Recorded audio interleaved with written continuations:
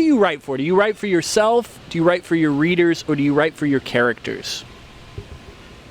Well, I create my characters, so I'm not writing for them. No, I write for myself. I think that's the only way you can really do it. You write the stories that you want to read. Those are the stories that are fun to write and that you're proud of writing afterwards. I've known writers who have tried to write for the readers. And the readers is such an abstract term, so, essentially they're trying to write for the market. They're looking what's being published, what's being successful, and they're saying, oh, look, stories about cats are really popular. I'll write a story about cats. Of course, by the time they finish it, the cat phase has ended, and now everybody's writing about parakeets.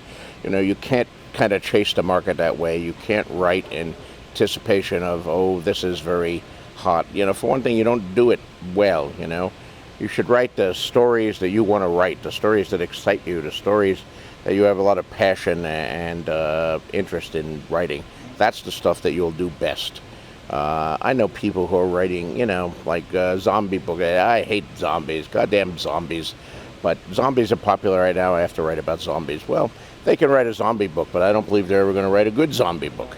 If you want to write a good zombie book, you need to be like somebody like Max Brooks, who loves zombies. Yeah. I mean, I know Max. He gets up in the morning, eats zombies, he drinks zombies. Zombies are his life, and he's going to do the best zombie books of anybody in the world. And that's true no matter what your genre is or what your passion is. You write for yourself, and hopefully you find some other people out there who like what you're doing, and then you have some success. So for you, it's sci-fi and fantasy. What draws you to those genres? I like the imagination. I like the romance. I like the exotic feel of a certain kind of science fiction. I mean, I like science fiction, but I like a very specific kind of science fiction, the far future, the distant planets. I'm not a big fan of 10 years in the future. I was never a fan of cyberpunk.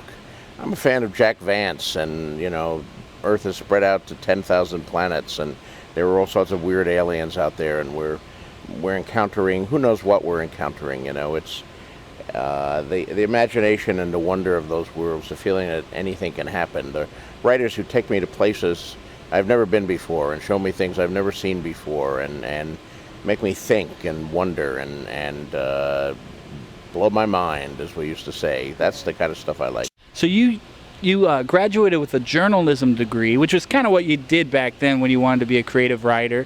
And you went into Clark University as the writer in residence. Seems like a pretty sweet gig, but you quit. What made you quit to become a full-time writer? Well, being a writer in residence, it was Clark College in Dubuque, Iowa. I taught journalism there for 2 years, and then I wanted to write more. So I said, look, I'll be a writer in residence. Instead of teaching 4 courses, I'll teach 1 course a semester. I'll continue to advise the school newspaper.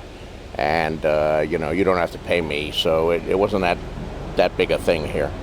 But ultimately, I decided even that was taking too much of my time. Actually, and seriously, there was an incident that occurred late in the 70s when I was teaching college. I'd published a novel by then. Of course, I'd published a number of short stories. And my head was full of all the novels and so forth that I wanted to write. But I figured I had all the time in the world to write them. And meanwhile, teaching provided me with a steady income and a way to pay my mortgage and put my wife through college and the other things I was doing at the time. But I had a friend, another young writer. He wasn't quite as young as me. I was in my early 30s. He was 10 years older. He was 42 years old. And he'd started writing later than me, but he was a brilliant writer. And he won in 1977, he won the John W. Campbell Award for the best new writer in the field. Sold his first novel, had been nominated for a bunch of Hugo and Nebula Awards. Really a brilliant rising star, I think. And 3 months after he won the best new writer, he died of a massive heart attack while at his typewriter. And it occurred to me when that happened, gosh, Tom was only 42 years old. He was 10 years older than me, but I'm thinking I got all the time in the world to write these billion books that I want to write. Maybe I don't. So maybe it's time to roll the dice and quit teaching, walk away from the security. I can always go back to it if I fail.